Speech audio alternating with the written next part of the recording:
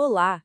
Hoje a gente vai mergulhar na economia de um reino que foi, assim, incrivelmente inovador lá na África Antiga, o Império de Kush. Vindo do que hoje a gente conhece como Sudão, esse povo conseguiu construir uma verdadeira potência. Tudo na base da agricultura, do ouro e de um comércio que, olha, conectava mundos diferentes. Vamos juntos descobrir os segredos por trás de tanta prosperidade. E só para ter uma noção da dimensão de Kush, basta um único fato. Foi um império africano tão poderoso, mas tão poderoso, que chegou a governar o Egito. Sim, o Egito. Foi daí que surgiu a famosa dinastia dos faraós negros.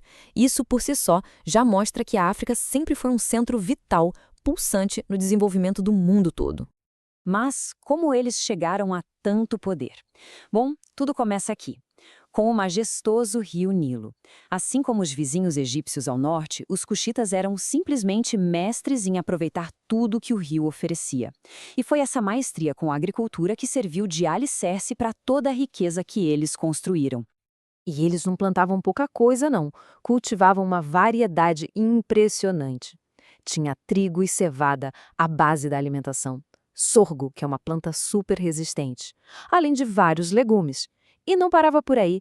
Eles plantavam até linho e papiro para fazer tecidos e para escrita. Essa diversidade toda não só garantia o sustento do povo, como também gerava um excedente valioso para ser negociado. Agora, o que é realmente de cair o queixo é a engenhosidade deles. Os cuxitas não ficavam só esperando as cheias do Nilo, sabe? Eles foram lá e desenvolveram sistemas super avançados de irrigação, construindo canais, represas, e ainda usavam ferramentas como o Shaduf para conseguir levar água para as terras mais altas.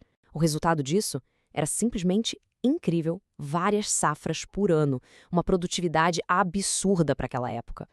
Ok, então com a comida garantida pela agricultura, Kush tinha outro grande trunfo, a carta na manga, que realmente impulsionou a economia. Era o verdadeiro motor da riqueza deles, os recursos naturais, que se tornaram a marca registrada do império. E aqui a gente vê a dupla dinâmica da economia de Kush. De um lado, o ouro, que vinha lá das montanhas da Núbia e que financiava o comércio com outros povos, além de ser um símbolo de poder, claro. E do outro lado, o ferro. A cidade de Meroé, que foi a segunda capital, era um polo de produção de ferro, o que permitia criar ferramentas agrícolas muito mais eficientes e, claro, armas superiores. Isso garantia o poderio militar deles. Então, vamos juntar as peças. Base agrícola sólida e recursos minerais super valiosos. Com isso, Kush se transformou num verdadeiro hub logístico do mundo antigo.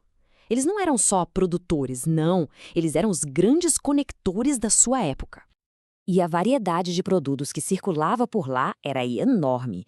Tinha de tudo, desde artigos de luxo como ouro, marfim, peles exóticas, até recursos estratégicos como o ferro. Kush era, sem dúvida, uma parada obrigatória nas grandes rotas comerciais, o que movimentava uma economia super vibrante e cosmopolita. A localização geográfica deles era simplesmente a chave de tudo. Ficando ao sul do Egito, Kush controlava todo o fluxo de mercadorias que subia o Rio Nilo em direção ao Mar Mediterrâneo. Ou seja, quem quisesse negociar entre a África subsaariana e o mundo Mediterrâneo, bom, tinha que passar por Kush. Não tinha jeito. E esse controle não se limitava só ao rio, não. Os cuxitas também eram mestres das rotas do deserto. As caravanas de camelos deles cruzavam o Saara ligando o Vale do Nilo com várias outras regiões da África. Isso só consolidava o papel deles como um elo central no comércio mundial daquele tempo. Mas é importante entender que toda essa prosperidade econômica não gerou só riqueza material. Ela foi o combustível para financiar uma cultura riquíssima, complexa, influente, um legado que vai muito, mas muito além do ouro e do ferro.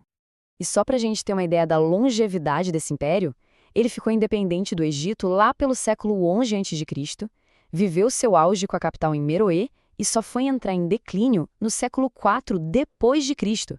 Estamos falando de mais de 1000 anos de história e de influência. É muito tempo. Aliás, um aspecto fascinante da sociedade cuxita, que foi fortalecido por toda essa prosperidade, é o papel de destaque das mulheres. Elas não ficavam à margem de jeito nenhum.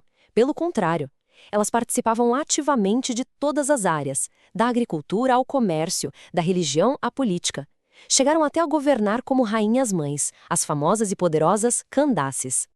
Então, o ponto central é este. O legado de Kush é o de uma civilização completa, sofisticada.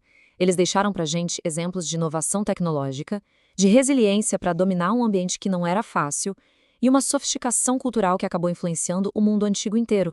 E a história de Kush é apenas um capítulo dessa saga incrível que é o continente africano. Existe muito mais para se descobrir sobre as civilizações, os reinos e as inovações que moldaram o nosso mundo. Fica a pergunta, né? Por onde continuar essa exploração?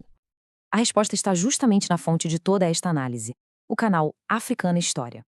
Lá é possível encontrar documentários e vídeos que aprofundam essas narrativas. Se esta apresentação despertou um pouco de curiosidade, o próximo passo é se inscrever no canal deles no YouTube. Ative as notificações e mergulhe nesse universo de conhecimento. É a melhor forma de garantir que jornadas como esta continuem. A gente se vê na próxima.